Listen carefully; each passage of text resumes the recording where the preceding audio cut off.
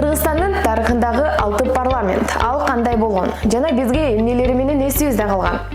1991 жылы Кыргызстан өз эгемендүүлүгүн алгандан кийин өлкөдө туп-туура 6 парламенттик курам иштеди.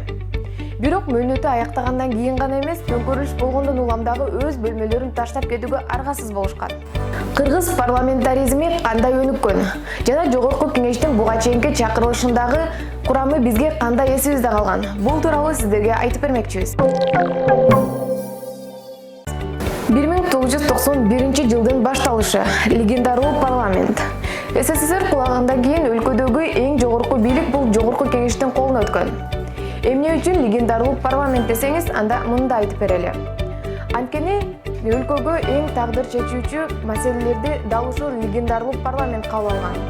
Ал кандай чечимдер? Легендаруу парламенттин 350 депутаты президент Аскар Акаевди шайлашты. Конституцияны жазды. Улуттук валютаны киргизди. Мамлекеттик атрибуттарды, герб, желек, гимн ушуларды дагы бекитишти. Бирок Конституция мындан дагы 9 жолу өзгөргөн. Бирок эң башкы мыйзамдарды дал ушул 91 жылы жазылган. Ал эми улуттук атрибуттар дээрлик 30 жылдан бери өзгөрөлөт. 1995 жылы биринчи парламент.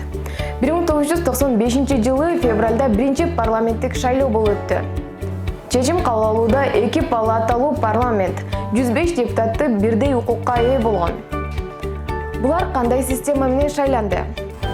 Округтардагы мажоритардык система аркылуу шайланган. Мажоритардык система деген бул өзүнүн округундагы эң көп добуш алган талапкер жогорку кеңешке келет. 5 жылдан кийин экинчи чакырылыштагы парламент шайланган. Ошондой эле ал 2 палатадан турган. Бирок шайлоо системасы өзгөрдү. Кээ бир талапкерлер партиялык системага өтүшкөн. 2005 жыл. 3-чү парламент 2 жыл иштеди, бирок Акаевден аман калды. Коомчулуктун нааразычылыгына карабастан президент Акаевдин үй бүлөсү бийликти уламдан улам узурпалатсап 2005 жылдын башында жогорку кеңеште өткөн кезектеги парламенттик шайлоодо президенттик тарапташтары абсолюттук көпчүлүктү жеңип алышты. Президенттин уулу жана кызы Айдар менен Бермет Акаевдер бир эле учурда депутаттык мандат алышты. Бул жыйынтыктар миңдеген нааразычылык акциялары менен элдин толкундоолорун алып келди.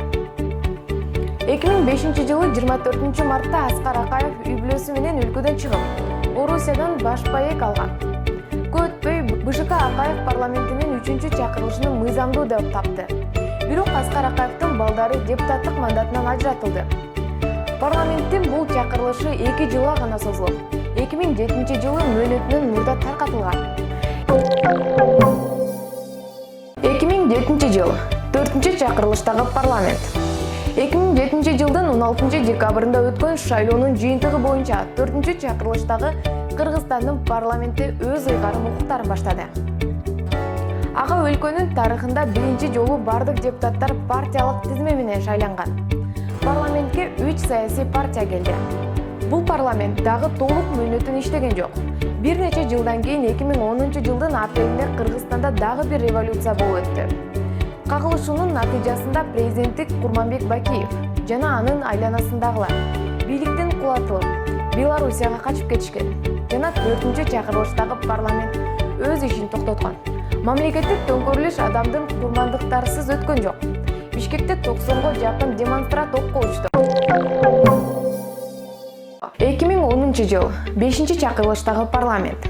2010 жылы апрель инкылабынан кийин Кыргызстанда мамлекеттик бийлик алмашты. Убактылуу өкмөт жана конституция жазылып, республика парламенттик президенттик башкарууга өттү. Парламенттин курамы 120 депутатка чейин кеңейтилип, жогорку кеңештин жөн гана мыйзам чыгаруучу органга айланган. Ал эми аткаруучу бийликти көзөмөлдөө, өлкөнүн бюджетин бекитүү, конституцияны өзгөртүү, министрлер кабинетинен кабыл алуу жана таркатуу ыйган укуктарына ээ. Ал тургай президенттин шайлоону дайындоо укугуна ээ болду. 2010 жылдагы плебисциттик жыйынтыгы боюнча жогорку кеңешке 5 саясий партия кирген. 2015 жыл 6-чы чакырылыштагы парламент. 5 жылдан кийин 2015 жылдын октябрь айында 6-чы чакырылыштагы парламентте шайланган. Ошол кездеги добуш берүү кайрадан партиялык тизме менен жүргүзүлүп, саясий бирикме парламентке өткөн. Ошол эле учурда бир партиянын эрежелери боюнча парламенттен 65тен ашык орун берилбейт. Жогорку кеңештин учурдагы 6-чакырылышы туура 5 жылдан бери иштеп келе жатат. Кыргызстандагы саясий кризистин ортосунда бул маселе дагы күйүп жаткан көйгөйлөрдүн бири болуп калды.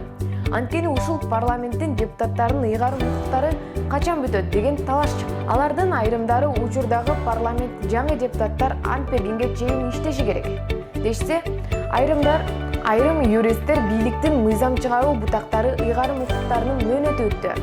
Ошондуктан жогорку кеңеш өз ишин аягына чыгарыш керек деп эсептешип жатат.